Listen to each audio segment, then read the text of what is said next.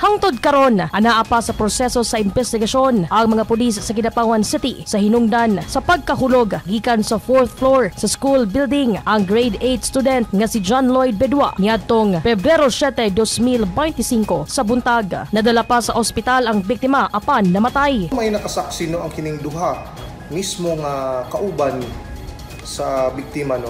Kay kining duha ni actually tulo ni sila no nga wala ni attend sa ilang flag racing no, and dito sila nagtago sa comfort room sa ilang eskwelahan kung asa located kini sa 4th floor no sa usa ka building sa usa ka eskwelahan.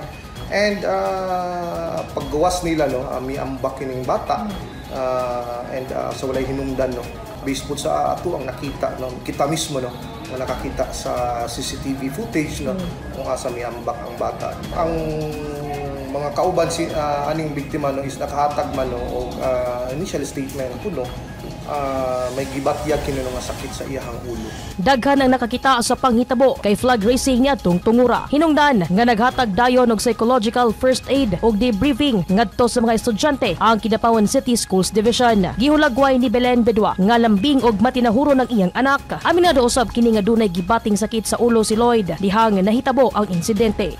Kana siya ma'am, kanang utan kita siya nga pagkabata kada gabi ingon na siya ma'am ma natulog na ka mag-good night, I love you.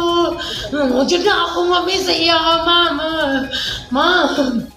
Nagkinaw siya, ma, natulog na ka, kay kikapoy ko siya, I love you, ma. Sige sa kinana, mamba niya.